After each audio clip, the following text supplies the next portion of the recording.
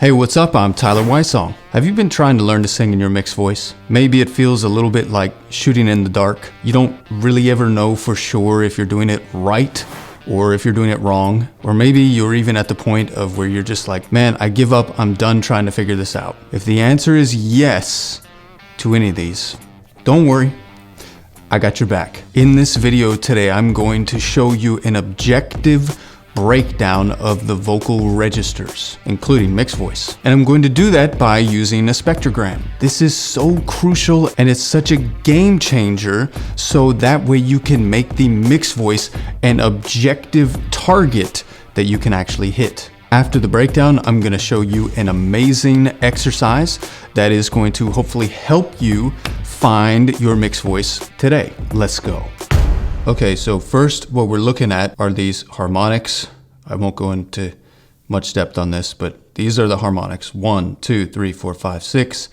And then if I bring up this, these are the formants. So this is the first formant, the second formant, third, fourth, etc. So I just want to show you very quickly and without going into too much depth that each register, falsetto, chest, belt, and mixed voice all have a different relationship every time that is repeatable with these formants and these harmonics. So let's just start with falsetto. And to make this very easy, I'm going to do it on an ooh. Ooh, ooh, ooh, ooh, ooh. So you see, it didn't matter how low I go, how high I go. The vowels will change things slightly. So for example, if I open to like an ah in falsetto, so ah is slightly different because it's an open vowel, but I'm still getting my main boost of resonance with this first formant here. And that is what falsetto is. You are getting your primary boost from this first formant and this first harmonic. And I like looking at it on the ooh because it makes it very clear there. Now, when you sing really low, there's going to be more of these harmonics below the first resonant, or this first formant here. So right now I have 1, 2, 3, 4, 5. So I'm primarily resonating that fifth harmonic. And as I start going higher, and I think that this is actually useful, I'm going to kind of glide from a low chest note to like a high falsetto.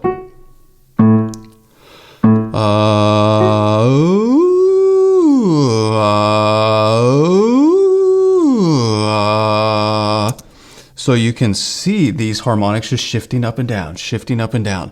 And that's what they do when they raise pitch. These are going to move up higher, and then as you go lower, they're going to move down lower.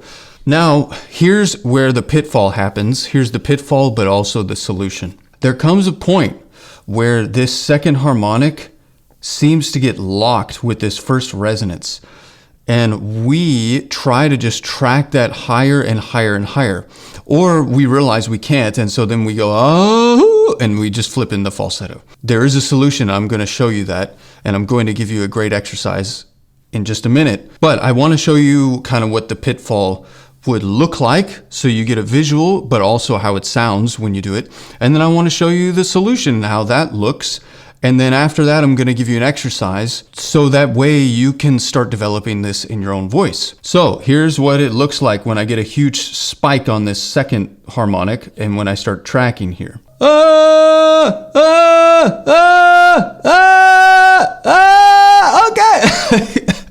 So I have too much fun.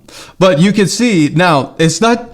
I'm trading myself so well that even when I try to do this wrong, I still get a nice boost here with my second formant. So sorry I didn't do it as bad as I could have. But nonetheless, I'm getting a huge spike here with this first formant and this second harmonic.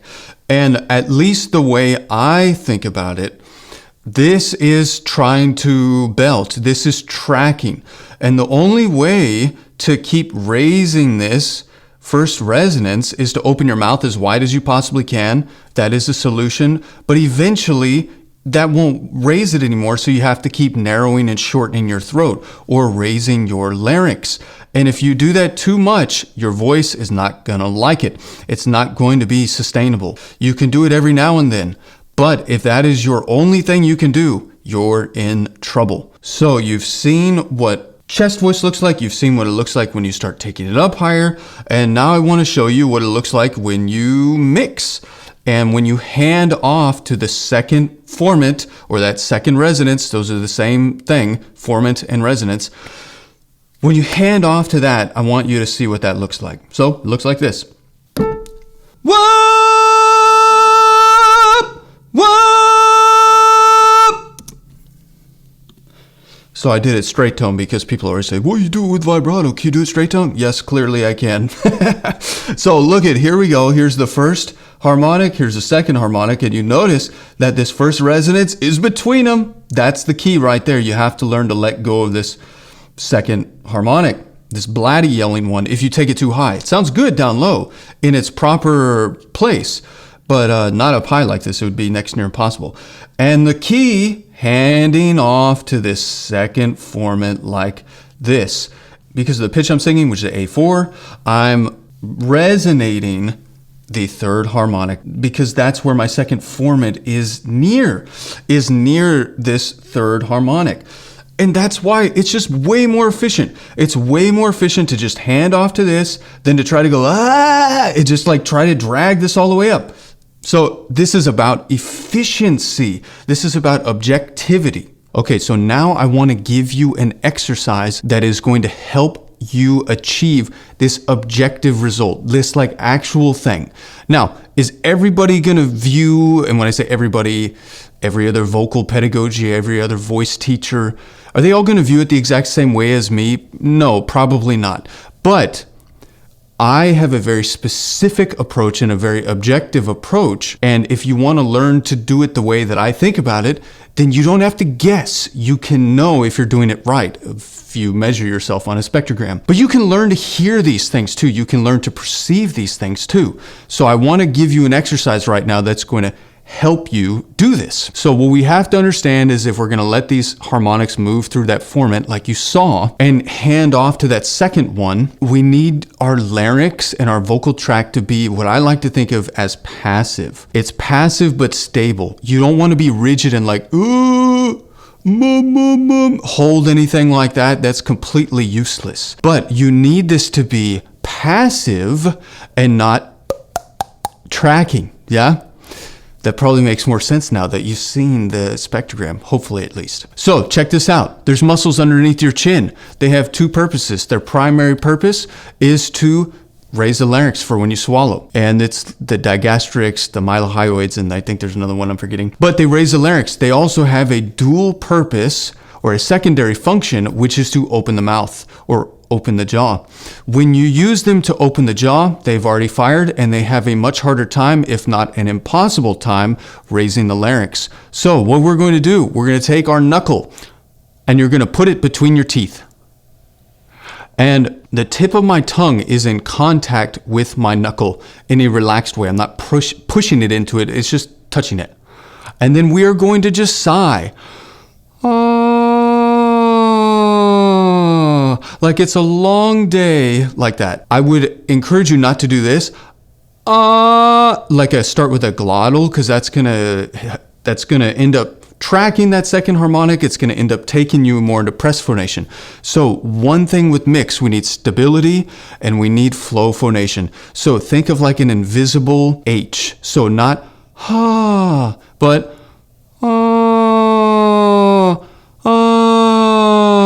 okay, we're going to start there and the thing is you need to build a foundation and then you can build from there. So then just do something simple like this. Take that up and down in your range.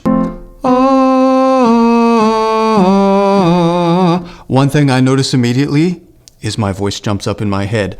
When you are truly in the objective mix, I haven't met one person yet in private lessons, when they get it, say that their voice feels like it's down here or like it's here. Everyone says, oh, it jumps way up here, higher than I thought it would. Yes, exactly. So as you continue to find this thing, you will notice it seems like your voice escapes the confines of your mouth and pops up way up in your head. That's where that second resonance is starting to come in. So then here's the second part of this exercise. Once you're there, take the knuckle away, obviously. Take the knuckle away and And you're going to stabilize this place that you're in through use of affect. And we're going to use disgusted but concerned. Because look, the first thing a baby does when it's born is take a breath. The second thing that baby does is apply that breath to its vocal cords and let you know how it feels about what just happened. It cries and it screams. In the first year of life, babies communicate their feelings with their voice. Nobody taught them how to do that. Nobody showed them a breathing technique. They just had an intention to communicate to their parents or their caregivers that they needed something. So we should use that programming because we all came with it. And it's so useful to use emotional affect to help stabilize and micromanage everything that does need to happen to sing well. So you can experiment with all of these, with all sorts of them. But one that I find works really good for mixed voice is disgusted but concerned.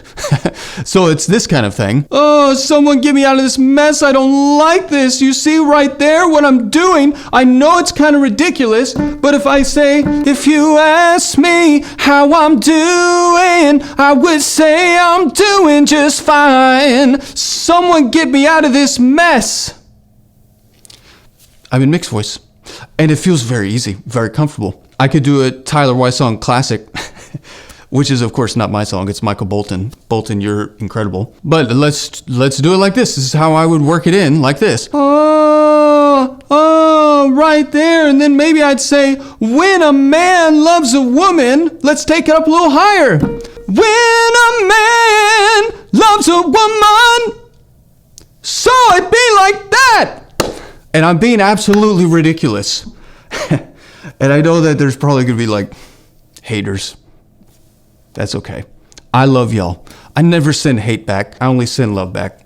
Love y'all. But being this ridiculous though, I think is going to actually help people. And so that's why I'm doing it, because I would rather get a little hate. People, oh, Tyler's lost his mind, and actually help you. So that is my intention. If you can stabilize the vocal tract, get in flow phonation, get in that right resonant configuration, and then speak in that place, you'll master your mixed voice, and you'll be able to do it every day, as long as you're not sick or have like terrible allergies or something. But you'll be able to do it every single day, and it will get better every time you do it. And here's the thing, y'all. The best way to develop your mixed voice is with a systematic approach, which has very specific types of exercises that you do in a specific type of way. Because remember, practice does not make perfect. Practice makes permanent. So you really need to be doing the right kinds of things in the right kind of way. If you're interested in something like that, I made something for you. It's called the 4 Laws of Vocal Technique. This course is amazing. It is my life's work thus far on how to build and develop the whole voice, but definitely your mixed voice. It's a huge focus of that course. If you're interested in that, I have a link for you down below. I want to leave you with this today. Do you know who is really getting in your way?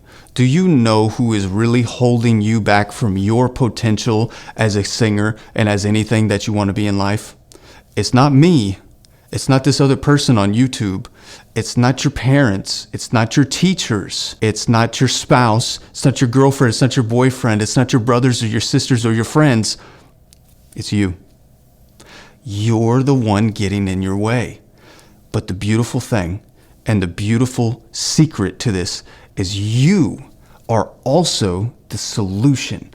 You are also the person who has all of the power and all the resources that you could ever need to turn your life around completely and to live the life that you've always wanted to live and to be the singer that you've always wanted to be. You, my friend, are the solution. You're the problem. I'm my problem too, but you're also the solution.